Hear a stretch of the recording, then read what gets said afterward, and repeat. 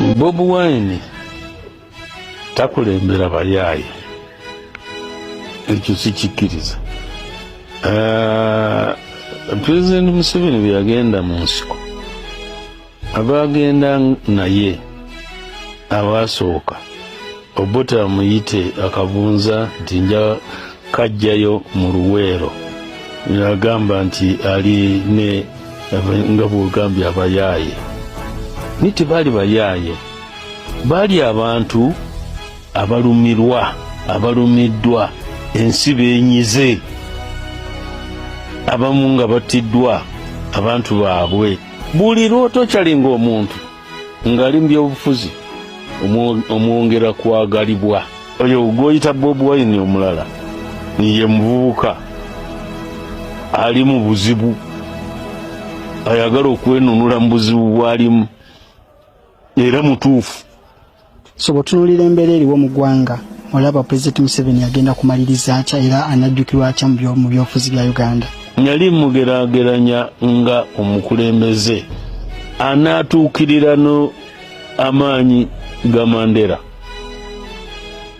Bwe nali mugeraageranya naye aserera, ate n'abantu abamuli okumpi bagira bugizi nabo ne bamwongera okuseerera. Kuba bino ebyokutta omuntu n'emmundu kuseerera. Mbadde ndi mubagamba video yange esemba, nze omuntu yenna tayagala Kyagulanyi nga bagira Museveni ne mutabani we Muhoozi n'abasigadde. Nze ne bwofa kubanga gwobo neewuunyisa, gwatalaba drones wamba baana, atalaba bintu bigenda mu maaso, gwatalaba binnya biri mu luguudo, gwatalaba malwayo gatali mu ddagala, gwatalaba bubbi mu Uganda. Wallahi ya Mungu, wallahi billahi tallahi, nze omuntu ayagala Museveni ne bwofa. Kobe wa kika kyange nze tonnuma. Nedda nezo omuntu ayagala Kyagulanyi yonna gy'oli no batonda banga konze nkwagala era Mukama akyanyambye. Bino bye tubyanza sibyanzangako omukazi ayagala Museveni ne woba oyambuddemu nnika, wallahi sigakuba. Nsekiwa nti nyinza okulya omukazi ayagala Museveni.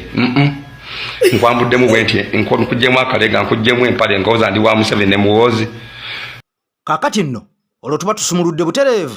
Nze AK Master mabega wa Muzindaalo, oliko AK TV Media Uganda, omukuto gw'omuntu wa wansi, omukuto ogw'enkyukakyuka. Kaakati nno mukwano gwange mpuliriza, olunaku olwajjo nga bwe mwalabe Besigye bwereeteddwa mu kkooti, ogenda kulira ebigambo ebitiisa, ogenda kulira ebigambo eby'ennaku ebinakuwaza ng'ate byewuunyisa. Tuze twogere enkya n'eggulo nti omusajja tabeerangako wa opposition, bulijjo omusajja ono abasajja bakozesa mukozese. Kaakati nno kano kaabadde kabadi super akaagendeddemu omusimbi omudidi n'omudidi ogw'omwoyo w'omusolo. Kaakati okugezaako okubeera nga Pulezidenti Kyagulanyi Ssentamu Mitembo ayina ekikolo kyebadde akoze, mwena mujjukira Black November ayali ku NUP olunaku lwali lwa Mande. Abantu abaakuŋŋaanyizibwa, abantu abaakaaba, kaakati laba eggwanga eri Amerika, eggwanga eri Bungereza n'amawanga amalala aga Bulaaya, bano abantu kyabakwatako nnyo. Olwo Pulezidenti Kyagulanyi Ssentamu Mitembo bangi ne bamukakasa, bali abazungu benkugamba be baakakasa Mwami Kyagulanyi. Kaakati bino byonna omusajja okubeera nga abizikiza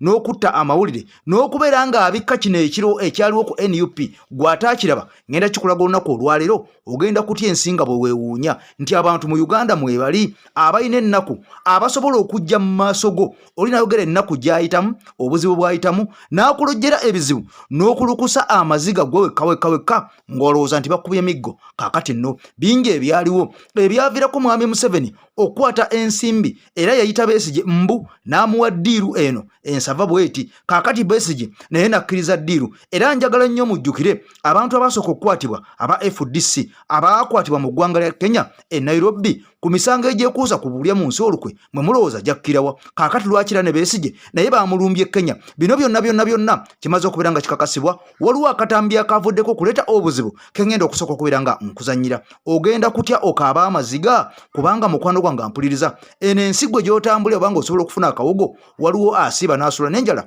ate nga n'obulwadde mulwadde alindidde kimu kufa. Kaakati nno ntambula na mulongo wasa omulutansozi nga bulijjo. Omusajja ono kafulu mu kumala ebibamba, ayina endwadde ezaagaana, ng'endwadde ezaakona, ng'ebizibu byakuzimbako akayumba. Oli Uganda oli Bulaaya ennamba yeeyo ne bagibanga mirimu gyagaana promotion zaabula oba visa ze zaagaana ennamba yeeyo teweeruma limiti weerumya mutwe gwe gikooneko bukoonyi kasobera nga video yaffe omaze okubeera nga ogiwa ekigalo kubanga bw'ogiwa ekigalo etabaala ensi yonna olwo buli munnayuganda n'alaba ebikolobero bino byengenda okubeera nga nkulaga byengenda okubeera nga nkutuusaako ogenda kutya okabe kakati nno njaga tusimbula butereevu nnyo n'akatambi kaffe kano kengenda okusooka okubeera nga nkuteeramu nkugambye nti Besigye yazannye akabadi kyokka akabadi kano baali balina n'okukasamba lukwago bonna nga ttiimu bweri aba PPF olwo basobole okubeera nga balaga nti ekintu kikwafu naye nga mukwano gwange bwino yamaze dde okubeera nga afuluma abasajja kabadde tusimbudde. Ngenda kusaba nga nvudde ku live ya leero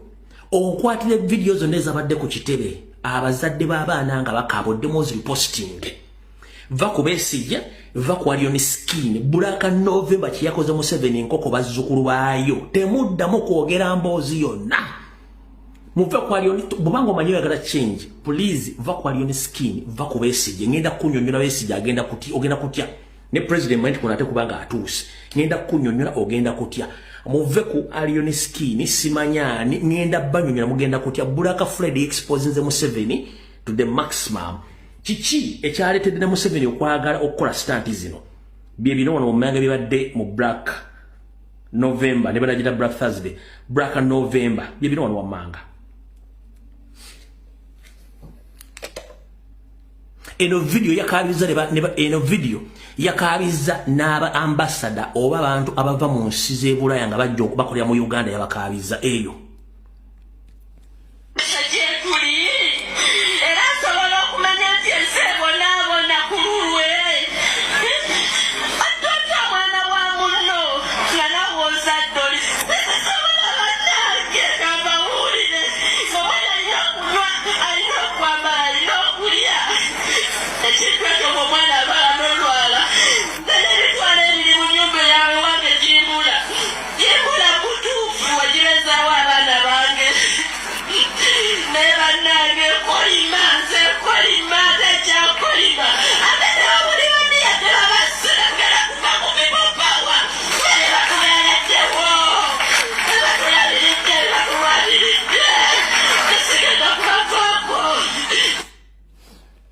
eyo video okuva ku mujaasa asooka mu prison mu military mu SFC mu State House ba foreign dignitaries ba ambassadors ba permanent secretary n'abantu bennyini mu government buli omu yabadde ku live eyo yakaabye lwa video eno Museveni yabadde alina okukola buli ekyetaagisa kakati nno tumaze okubeera nga tusimbula ebigenda mu maaso mu nsi yaffe bangi mubiraba era mubitegeera butereevu nnyo kakati abatabitegeera y'ensonga lwaki tubikwata ne tukwata ba comrades bannaffe oba oli awo ne wako gwe bakoze ne tumukuŋŋaanya wamu ne tumukutuusako naawe osobole okubeera ng'otambula n'omulembe otegere ensi yo weevudde nawe weeraga kakati bannayuganda nga bakyagenda mu maaso n'okubeera nga bangi bakyatulugunyizibwa bangi bakyabuzibwawo bangi bakyakaaba ng'ekyokulya kibula n'ekyokunywa ne kibula nga n'ewookusula wabula kakati omukyala akutegeezezza nti ffe abantu baffe bangi baawambibwa abantu bangi battibwa nga babatta abantu baffe naye omuntu atubeereddewo ali omu ye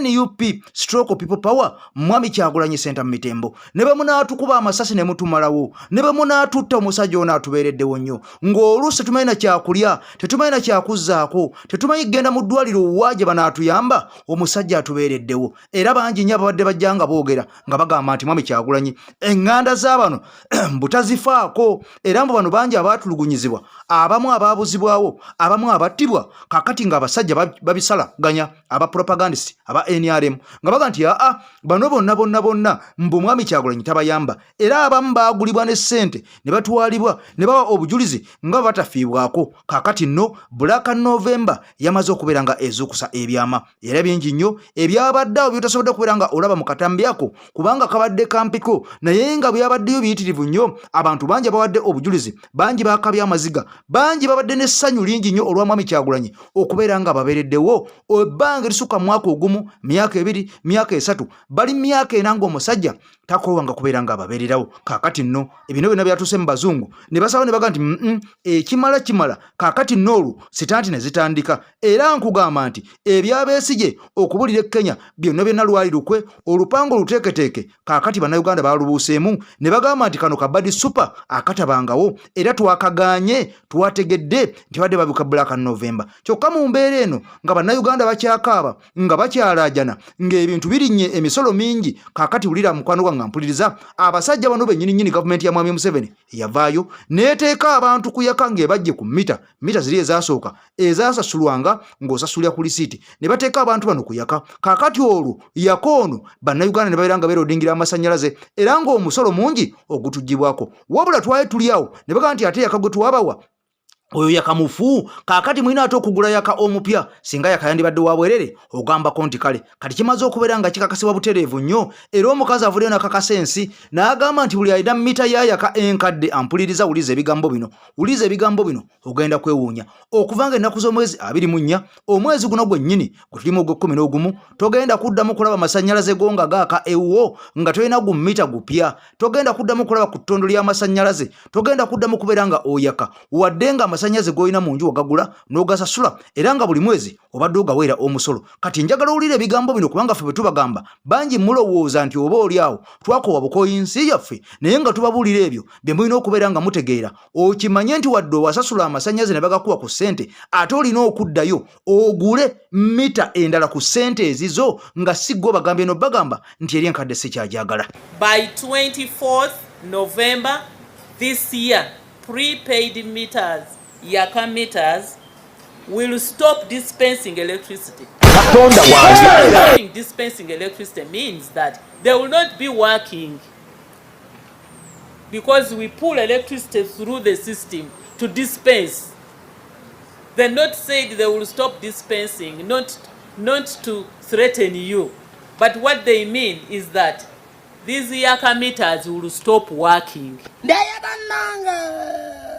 Kakati nno ebigambo biwulidde ampuliriza mukutu gwa muntu wa wansi mukutu gwa nkyukakyuka tujja kukuleetera byonna obeere ng'obitegeera oba birungi oba bibi osobole okubeera nga weesalira amagezi ng'obudde bukyali bw'obanga osobodde. Kaakati nno bino byonna nga bigenda mu maaso ng'eggwanga Uganda eryali amatoobuta eryayitibwanga Pearl of Africa eryali lisinga mu Central ne East Africa yonna ampuliriza ng'era abantu bava e Tanzania, abantu nga bava e Rwanda, abantu nga bava e Kenya, nga bava e Congo ne bayingira eggwanga Uganda okubeera nga basoma n'okukoleramu emirimu. Kaakati bino byonna byaggwawo dda wadde nga ku mulembe guli owa Idi Amin Dada Field Marshal Alhaji gwali gw'amaanyi nnyo era nga Uganda y'emu ku nsi ezaali zeegombebwa n'okubeera ng'eno yawolanga amawanga ag'enjawulo n'okubanga yagawanga obuyambi okubeera nga gabeerawo kubanga eno yali nsi nnene era nga bagiyita omubede. Kaakati wenjogerera ng'eggwanga erya Tanzania, eggwanga erya Kenya kw'ossa eggwanga erya Uganda tosobola kubeera ng'ogageraageranya. Eggwanga erya Tanzania lyatuleka dda wala nnyo mu bintu bingi nnyo, eggwanga erya Kenya lyatuleka dda mu bintu bingi nnyo, kyokka nga ne Rwanda nayo emaze okubeera nga etuyitako mu mbeera eno oba oliawo gwe ng'okyasaaga. Kati njagala owulire ebigambo bino okusinziira ku kigenda mu maaso mu ggwanga Uganda ng'abantu bakyakaba bakyabonaabona emisolo gikyabakaabya akayirigombe n'okubeera nga ebitongole bingi oba oliawo bannansi bibakkiririzaamu bijjibwawo nga boolaba ekya USDA ekyabadde kikwasaganya emmwanyi. Kaakati okubeera nga bijjibwawo n'okubeera nga emirimu egibadde egy'abannayuganda abadde bagikolera mu bitongole ng'ebyo basigala tebalina mirimu. Kaakati olwo obubbi nabo ne bubeera nga bweyongera. Kati njagala oli ekifa e Tanzania, oli ekifa e Kenya ogeraageranye n'ensi yo Uganda ne kabineti yennyini eya Mwami Museveni, otunulye ne kabineti ey'eggwanga ery'e Kenya, ey'eggwanga ery'e Tanzania. Kaakati olwo okomyewo baminisita aba Museveni, ab'omwami ow'e Kenya, omwami ow'e Kenya n'omukyalo ow'e Tanzania oteeke ku minzaani owulire ddala ensi yo owa gyeraga nga paaliyamenti ekyagenda mu maaso n'okubeera nga beekomba mu nnyindo n'okubeera nga tebeena kivaamu kiyamba munnayuganda kyonna yadde n'ekimu okuggyako okuyisaawo ebyo ebiruubirirwa oba ebigendererwa ebya Mwami Museveni ye nga ye byabayagala ne beera nga biyisibwa. Kati olwo gwe munnansi n'osigala nga ekyakulondesa omuntu ono okyakyebuuza era n'osigala ng'onyenya mutwe ng'embuzi etenda enkuba. Kati njagala oli ekifa mu paaliyamenti y'eggwanga ery'e Kenya, e Tanzania ne baministers ab'e Tanzania ne Kenya okomyewo akalimi oba akatambi ku ggwanga lyo erya Uganda. Tanzania eggwanga erikula ku sipidi mu byenfuna lina ba minisita 27 bokka. Sikulwise eyo mu ggwanga erya Kenya ssemateeka alagira ebifo by'aba minisita ebitasukka 22. Kenya ne Tanzania ge mawanga ga East Africa gokka agakasuumusibwa eddaala mu byenfuna ne gatuuka ku mutendero gw'okubiri okuva ku mawanga amawejjere oguyitibwa Lower Middle Income Status. Kisuubirwa nti singa tewabeerawo kikyuka Kenya ne Tanzania abakugu balaga nti gandifuna Upper Middle Income Status mu myaka egitasukka 5 mu maaso. Abaffe Rwanda yeeyimiridde etya? Eggwanga lino likyali mu luse lw'ebyenfuna lwe lumu ne Uganda. Rwanda yalina ba minisita 31 naye President Paul Kagame n'abasala okudda ku ba minisita 26 bokka. Ministry eziriyo tezirina njawulo nezo zenkumenyedde eziri mu ggwanga erya Kenya ne Tanzania. Uganda mu mawanga gonna agali mu East Africa yesinga omuwendo gw'aba minisita omungi, kati batuuse ku ba minisita 82 okuli ba minisita abajjuvu 32 n'ababeezi mu ofiisi ez'enjawulo abawerera ddala 50. Ennyinga ey'ekikumi mu ssemateeka wa Uganda ew'omukulembeze w'eggwanga obuyinza okulonda omuwendo gw'aba minisita n'okubakyusa mu ngeri ejjaba alabye nti ejja kumwanguyiza okusembeza empeereza eri abantu. Uganda era nga Rwanda, Burundi ne South Sudan zikyali ku mutendero ogusembayo wansi mu byenfuna. Okusinziira ku banka y'ensi yonna, Kenya y'ensi esinga obugagga mu East Africa n'eddirwa Tanzania, Uganda ne Rwanda n'eddako. Kenya erina ba minisita 22 ate Tanzania erina 27. Omuwendo gw'aba minisita gusalawo kyamaanyi ku nsaasaanya y'eggwanga kubanga buli minisita alondebwa aweebwa ensako ewerako omuli omusaala, ensimbi ezisaasaanyizibwa ku motoka gy'avuga nga n'abamu babeera n'esukka mwemu, amafuta mu ntambula ze, obukuumi, ebyokulya n'okunywa, okusula. Nkugambye EKTV Media mukutu gwa muntu wa wansi, omukutu ogw'enkyukakyuka. Omukyala Mama Mugoyo nkutumiddeko nnyo. Mama Mugoyo munange nkwagala nnyo, weebale emirimu gy'otuusako engalo, era mukwano gwange nsaba Allah akuwa ekisinga obulungi kubanga naawe oli muntu mulungi. Kakati mukyala Emily wali mu ggwanga erya Switzerland nkutumiddeko nnyo. Mari kossa mukwano gwange wali mu ggwanga erya USA walakira, naawe nkutumiddeko nnyo. Bishop ggwanga lya USA ne Haji ne Hajati we ggwanga lya USA mbatumiddeko nnyo. Kossa mukwano gwange Ronnie wali mu ggwanga erya Canada, mwebale nnyo gye mutuusaako engalo, mbatumiddeko nnyo. Mwebale nnyo Mukama Katonda abankumire. Kakati nno mukwano gwange ampuliriza ng'omaze okubeera ng'owulira ebigambo ebyo nti omuwendo gw'aba minisita gusalawo kinene nnyo eri ebyenfuna eby'eggwanga lyonna okwetoolola ensi eno, kubanga bingi ebibatambulirako, bingi ebibagenderako. Wabula ng'ekyo kitadde ku mabbali nti omuwendo gw'aba minisita gusalawo kinene nnyo, kyekka mu mbeera y'emu n'omuwendo gw'aba members of parliament nagwo gumatalinga nnyo eri ddala eggwanga lyonna ku nkulaakulana yaalyo oba okusereba, kubanga eggwanga erya Uganda yensi emu kuzisinga okubeera ne ba MPs abangi okwetoolola olukalu luno lwa East Africa. Uganda yesinga ababaka ba parliament abayitirivu ennyo, era nga bangi tebalina nnyo na mugaso, era ne mu parliament bangi tebabeerayo, era ne baba babeerayo n'okuteesa tebateesa, bangi tubalaba nga beebase tulo. Kakati nno bino ebyokubeera nga Mwami Museveni abikola bw'ati, takomye ku ekyo n'akwata n'ensimbi z'omuwi w'omusolo n'abeera nga ayongera okukola zisitanti ez'enjawulo nga bolaba eya Dr. Kano Kizza Besigye eyabaddewo, ono ne babeera nga bamukwata olwo bagezeeko okubuzaabuza amawulire gali genkunyonyodde agaleese abazungu okubeera nga booza ku mmunye n'okubeera nga bagamba naye Kyagulanyi ono ye muntu omutuufu okulembera eggwanga Uganda olw'ebyo byazze ng'ayitamu n'abantu bennyini abamuli okumpi, ebigambo bye boogera n'obujulizi bwe bawa oba oliawo okwetoolola ensi yonna. Kakati nno mu mbeera eno sitanti eri bw'etaamaze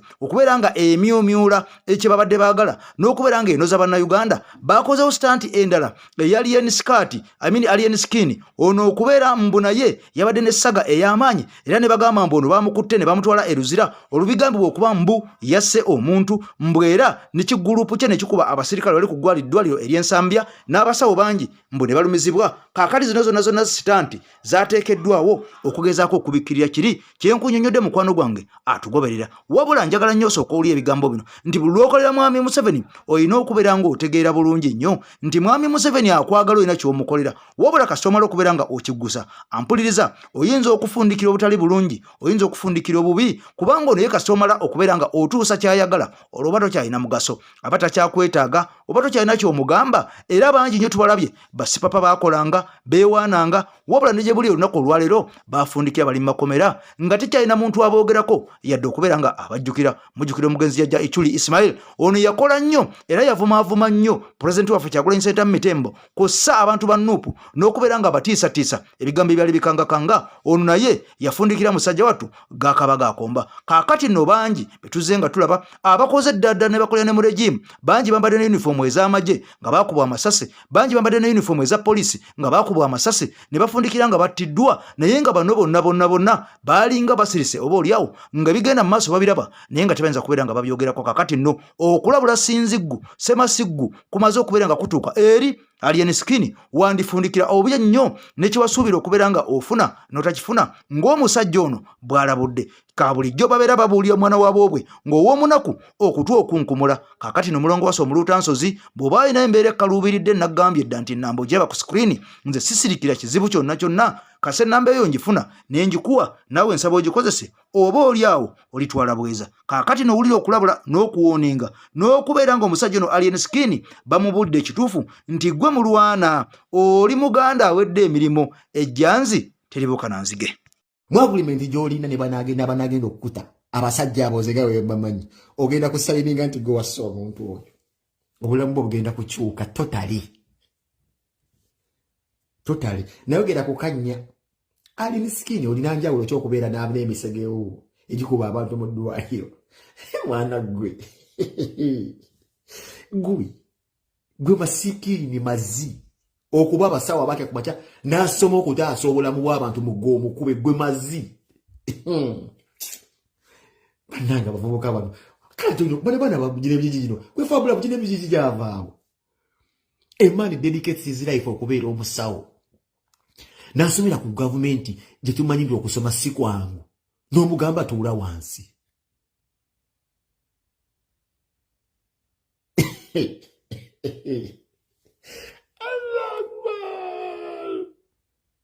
kuno si kukwata gonya mu munio wala wangezezaako jibuuza oba amannyo gayo ga primoro oba n'okwata amannyo oganyenyenyenyo nabo bayakuula yakutta amannyo ga gonya n'agikeberekebera nabo bayakuula ikumanyi kye wakoze gwa Alien Skin wani weweetadde wokyali bosimani ku kiggwe naye bosimani bamutwala batyo ekigambo bosimani okimanyi mu bosimani gw'oli bosimani gwenda byafukamidde wansi ogenda kutegeera tosobola kubeera bbaadi otyo tosobola okimanyi Alien Skin obadde kati olifuuka mubbi ole tokyali muyimbi Alien Skin wali wagwa obadde wafuuka kati ddala mubbi omubbi era ensonga omusajja azze n'agamba mwabba essimu y'omwana we obadde otuyinga kibinja ky'ababbi obadde toli muyimbi oba nkona muyimbi kiki ekugambye akakisakisa obadde osere music industry ati abayimbi basanyufu wali kye bayita doti settings kadoti okuba akuba ebiyimbayimba ebyo ebyekidongo badman man obadde n'omukisa nga gwe wasooka mu music industry okujja nga tolina by'oyimba oyo era mwana sapalasa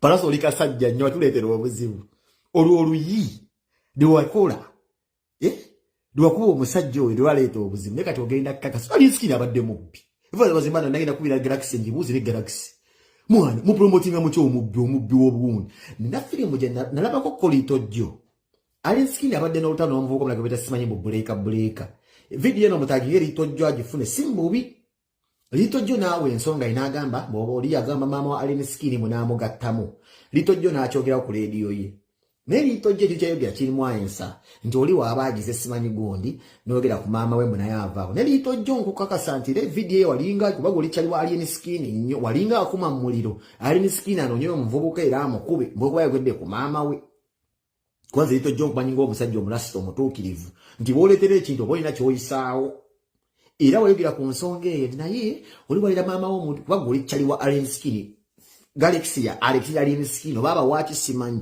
naye mbawulanga muleso omulamu ogwo naye bwitojja kadde kagenda kutuuka omuntu afe nga gwe yalikozesa eddoboozi n'ogamba ne violence is not the key oba yogedde kwani oba yogedde kiremulwana naye nga gwoli bwagastawo nawuliranga gwakikumamu omuliro Galaxia mwine ngejja mukolamu ebintu byammwe n'omuvubuka oyo sibategeera naye kambuuze Galaxia ni mulondo likyali wange nakubidde kasimu leto kakotte simanyi lwaki no wabizi obeera oli mukulongoosa muto guteka mu kizigo kumasamasa Alinskin ayimba kigwa mukuba ennyimba ze buli nnaku 10 n'ava guleza atabi atayimba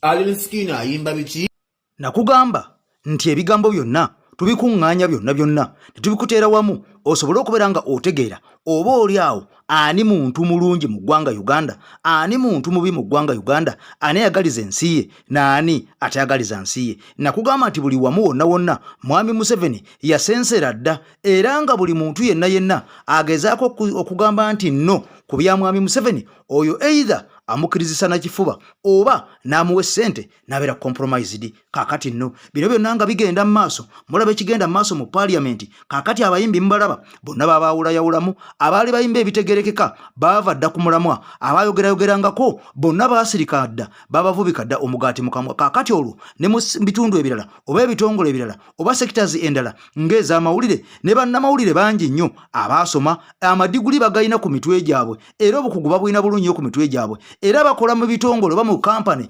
ez'enjawulo media houses ez'enjawulo ez'amaanyi ennyo naye nga bano bonna emirimu gye bakolayo gyakwesiriziwaza bwesiriwaza tebeena kyamagezi na kimu kye bavaamu bangi tubalabye nga bakyaza abasajja abagezi ku mpewo oba oli awo ne babako ebibuuzo bye bababuuza naye ng'ebibuuzo bye babuuza oba oli awo biragira ddala entegeera yaabwe nti bagyejjako dda kaakati bano babategeerera butegeerezi n'ebibuuzo bye bagenda okubuuza omuntu oyo gwe babeera bakyazizza ng'oluusi babyewandikira kapapula ne babeera nga babirivising okumala ebbanga mpaka ne babikwata mu mutwe kaakati olwo omusajja gwe babagenda okukyaza ku studio yaabwe oba radio oba TV ebibuuzo bamubuuza nga tebiva mu mitwe gyabwe naye nga biva eri ewa bakama baabwe ababakozesa kakati nno omusajja amayiddwa nga Muyanga Lutaaya mwenna mumanyi ono yali akola ku NBS n'agivaako n'agenda ku Baba TV kaakati ono y'omu ku basajja bwe twalabanga abagezi ennyo era omusajja gwe twatenderezanga era omusajja gwe twatyanga n'okuwaana n'okugamba nti Mukama yamuwa ekitone oba oli awo ekyenjawulo ennyo ku bantu abalala kakati nno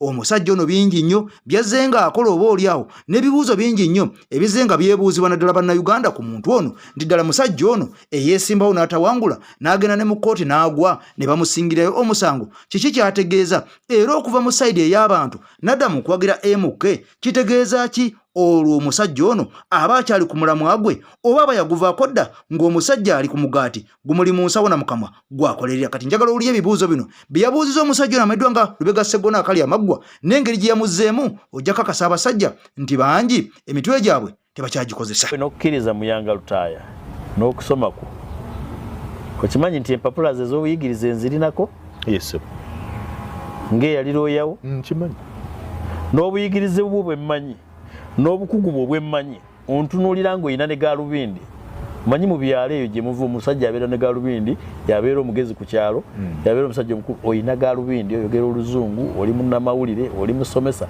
naye oŋŋamba nti obukadde 46 Museveni bw'avaawo tufudde kale yeewambe oba kale yetteko agambe abantu nfudde olaba batetutwala Uganda mu maaso mulekere awo obutiitiizi kimala oli wa mawulire yes abatamanyi kwogera bulungi Luganda babayita ba lugambo bwonkolako olugambo bw'otonjagaliza supposing nkubbirako nga naawe kyemplanning nga naawe kiplanning nga mu anga endala Muyanga ndi musajja mukulu ekibuuzo era tokizzeemu ntotegedde butegeeze njagala ekibuuzo nziremu. Did you believe from the bottom of your heart that if Ugandan had overwhelmingly voted for Robert Kyagulanyi Ssentamu yali asobola okufuga Uganda? You believed that? So I did not only believe, I know.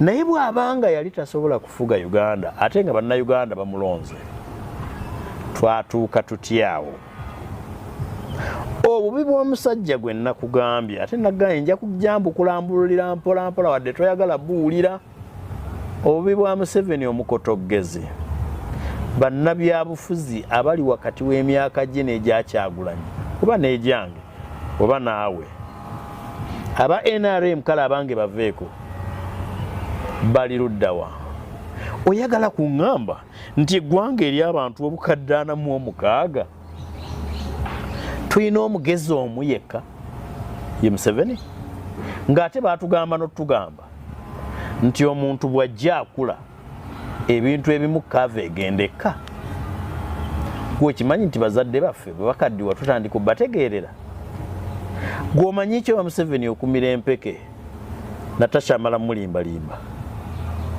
oba amala mutiisatiisa wali olabye ku jjajjaawo omukadde mbalina gye bali mukama waffe yeebazibwe baali bakugambyeko jjajjaawo aganye okugenda mu ddwaliro okutuusa ng'otuuse wano ng'aganye n'okulya n'ogenda n'omwegayirira jjajjalya awo we tulina abakadde naye tugamba nti omukadde gwe tulina okutiisatiisa gwe nno bw'otoolya emmere ojja kufa nalabako abaana nga bagamba Museveni mugundi mu covid nti ate gwe musajja gwe bw'oddamu bw'oyongerayo omuggalo tugenda kukubika kubanga baali bategedde nti ekyokumubika akitya nnyo awulidde kakati nno bingi ebigenda mu maaso oolyawo nga bwe nkunyonyodde ng'abantu betwalabanga nga abayivu abaasoma kaakati essaawa zino nga ffe tubateekamu sensi ffe tubategeeza ki ekigenda mu maaso ng'obubadi bwonna obuzannyibwa oba ebigenda mu maaso byonna ebikolebwa kaakati ebikyatulya ffe kennyininyini tumanyirawo nti ono kyakola kino ategeeza ki ono kyakoze kino abadde abalaka ki kaakati nno bwino omulala yongedde okuyiika nga waliwo amawulire agafulumye nga galaga nti Besigye ono okubeera nga yawambiddwa abasajja babadde kabaddi nga babala nti bakoze batya okubeera nga beewamba kubanga amawulire galaga nti mwami Museveni yandibanga akooyedde ddala ono nga musajja watu yeewulira naye nga mweraliikirivu nnyo kubanga bingi ebintu bibatadde mu mikono gyabwe bingi bye bazimbye bingi bye bakoze ng'emabegako ffenna twawulira nga Pulezidenti Kyagulanyi Ssentamu Mitembo akakasa naga nti buli kintu kyonna ekyaggyibwa ku bannayuganda ekyava mu mikono egy'abannayuganda mwami Museveni waaviira mu ntebe papa ebintu bino byonna byonna bigenda kubaggyibwako bidire bannannyini baabyo ababiggyibwako bidde mu mikono emituufu bive mu mikono emikyamu kaakati nno waliwo amawulire agafuluma emabegako ge nakulaga wano ng'omusajja aleese bwino naga nti mwami Museveni yali ateekateeka okubeera nga yeewamba ne mutabani we agambe nti omukulu adumira amagye amuwambye aveeyo akakasa ensi nga mwami Museveni bw'akaddiye bw'abaye takyasobola kuddukanya ggwanga kakati mbuye n'asalawo n'awamba kitaawe era akatambi ako nakakuzannyira ng'omusajja tugume oyo wa NRM yennyini propagandist ng'ate yabyogera kaakati nno n'ekyabesigye ffenna ffenna gwe tumanyi nti wa NRM lukulwe akolera mwami Museveni okuva ku empaka ku Z twebuuza omusajja ono nga yamuwambye atya okuva ku lunaku olw'omukaaga mpaka olunaku olwajja olw'okusatu ng'ebintu bino lwe bifuluma n'okubeera ng'oba oliawo bigenda mu mawulire era yessaawa y'emu n'atwalayo mu kkooti y'amagye nga tewali musango na gumu gwe tulidde nti azizza era ensi ne yeebuuza lwaki Besigye baalinze okumukwatira e Kenya ne batamukwatira mu ggwanga Uganda oba ne batamukwatira ku nsalo ng'afuluma naye ne basalawo okugenda eri Kenya gye baba bamujja kaakati bino byonna bye bazannya bibbuzaabuza abasajja n'abavubuka ab'omulembe guno baga ntubalaba bubalaba butereevu nnyo ampuliriza era kakati nno njagala nkuwe akatambi kano akalla nkulaga deep politics omusajja akulaze lwaki bino byonna byabaddewo lwaki bino byonna byagenze mu maaso okutya n'okukankana obweraliikirivu mwami Museveni bwalimu ono essaawa yonna ampuliriza asuula ttawero tugenze mu deep politics saawa yonna baagala kwewamba olaba ekyo Besigye kye bamukutte ne bamukomyawo e Uganda bakugambye bamutadde mu kkomera nga tewaliwo nsonga eri awo yasimba okujjako gye babyuludinzeewo ate nga tukimanyi bulungi nti Besigye waabwe eyo Yoshua tekiriiko wadde okubuuza bano abasajja baagala kwewamba nkubuulira era bw'olaba amagye essaawa yonna nga gasituse gakulaga gataddewo embeera eri Winnie Byanyima bw'akoleezaamu mu international community owulira kirage nti abantu basituse lwakukwatibwa kwa Besigye kitegeeza Besigye atuuka ng'ayinamu ki se Mujja kutwebaza oluvannyuma nze nkubuulira. Museveni enjiri gye tubuulira yagitidde. Abantu tubagamba protest vote. Tukubye ba politician abalirinya abantu abo ku buleki. Museveni alaba tubamalawo. Kati atiddeyo. Kitegeeza Omunnayuganda bw'anaasituka ajja situkanga ye. Tajja linda komandi ya muntu yenna kubajja kuba yeesiga ye. Nti emabegako wali eri bano ba politician babadde nga bajja ne bagamba nga abantu eka tugende tulwane wano tetujja kukkiriza ne kireetera Munnayuganda okwebaka.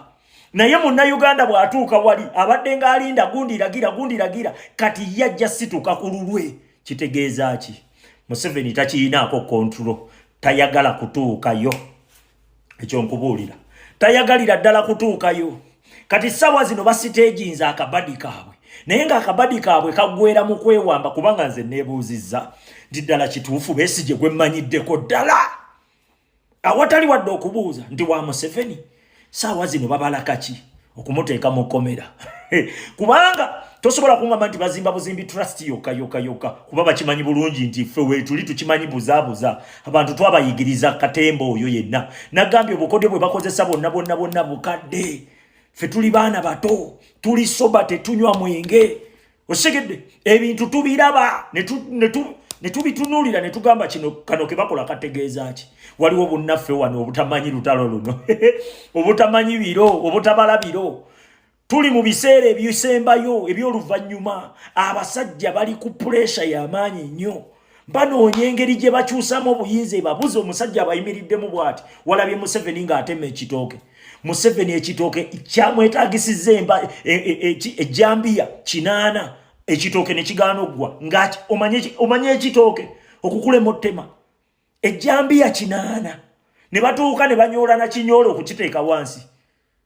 Kitegeeza omusajja yeewulira muli nti mu butuufu tayinaawo ki kati alaba ensi agenda girekawa afuba okulaba ng'alekawo abagenda okutuukiriza interests ze abagenda okuprotectinga bye babbye kati asiteginga Besigye amala omusiteginga eno amagye gakulage nti gawamba. Nkubuulira eri wini byanyima eri nga waseesaamu ku international community mwe muli eyo mwebase muli ku politician politician waffe va kugundi wange Museveni yabawa sente nyingi nyabo ba politician nti ne mu government ye bobe eyagala bali bulungi. Ekyo nkikubuulira afuna miliyoni 4 omwaka guggwako ne beewa akasiimo ka miliyoni 10 osegedde bafuna sente mpitirivu nnyo n'enguzi gye bali eyo gye mutamanyi. Ssaawa zino oyo yajja n'agamba nti ngenda kulwanira ekibaweesa sente ezo kulinnya bantu ku buleki kulimbalimba bantu nti mwe mukakkane ffe tuli eno tulwana.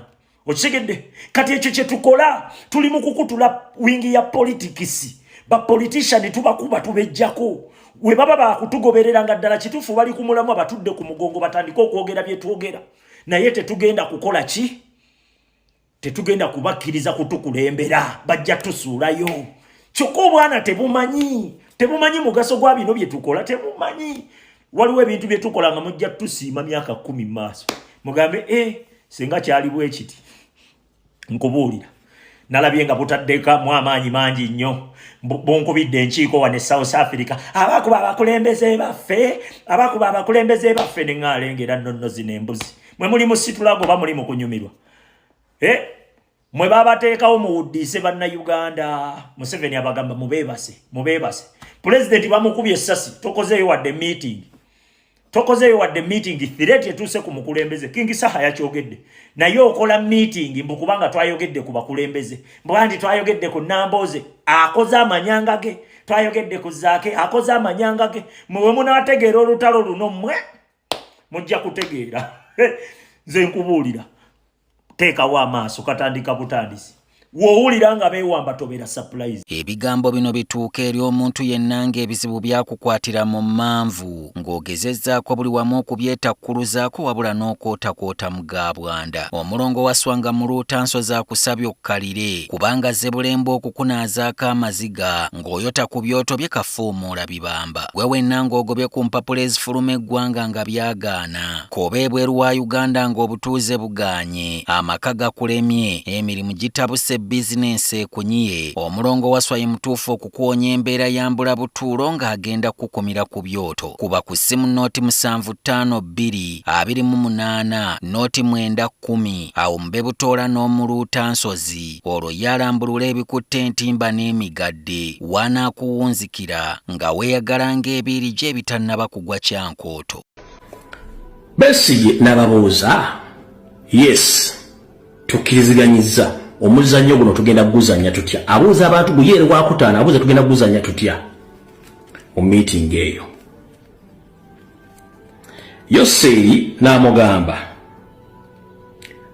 buulira wano wali okulya n'okukuuma essowaani. Besigye amala babuuza yes nzikirizza terms and condition omuzannyo tugenda kuguzannya tutya.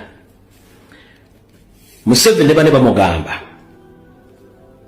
Martha Kaluya ne gavumenti y'ono Ruto bagenda kuyita okulonkinga ekitabo ekimu mu ggwanga lya Kenya.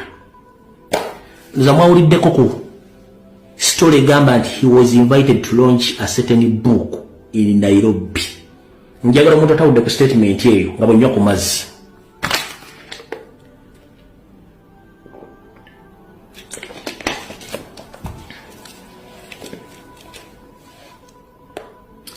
Mu meeting eyo bamala okubuuza bamubuulira bagenda mu invitinga okulonkinga ekitabo ekimu nga Martha Kaluya yamuyise nga gavumenti ekimanyiko bulungi nje ya Kenya. Bwe bamuyita okumuinvitinga mu ggwanga lya Kenya nga buli kimu bakimusasulidde gyekiri. Bwe bamala omuinvitinga ajja kukwatibwa. Ne mukwatibwa wano wali okulera okukomba essowaani. Mu kukwatibwa wajja kuteekebwawo emmundu ezi 2 pisto. Bannyabo ne bassebo pisto zino ziri fule registered mu Uganda. Pisto zino zali registeringibwa ku between the border ya Uganda ne Kenya mu bitabo mweziri. Zava mu Uganda nga ziri registeringibwa bwe zituuka okuyingira Kenya ne ziri registeringibwa. Security organs zonna ne Kenya zimanyi pisto zino zava Uganda ate ziri fully registered. I'm here to inform the international community that according to what you've heard from today's case against Richard Kanochiza Besigye, all was planned by regime. And those 2 guns, which we are talking about in that case, those 2 guns or those 2 pistols are well known and registered in Uganda. But the state also contacted the Kenya authorities via Busia border to register those guns while those guns were smuggled into Kenya. So the Kenya authorities, they know how and when those guns were smuggled from Uganda into Kenya, and they gave them to Richard Kanochiza Besigye to build their case for future use. Emmundu ezo ziri registered mu Uganda ne bazadde ziyingire Kenya. Security organize Kenya zonna zimanyi emmundu zayingidde nga ziri registeringiddwa era emmundu zo bagenze mukwata nga we yagenze Richard Kanochiza Besigye okusula yadde akimanya agenda sangawo n'emmundu na buli kimu bakizannye bulungi nnyo. Eno video nkimanyi ne Kenya bali mu kugira buli mwagenda giraba.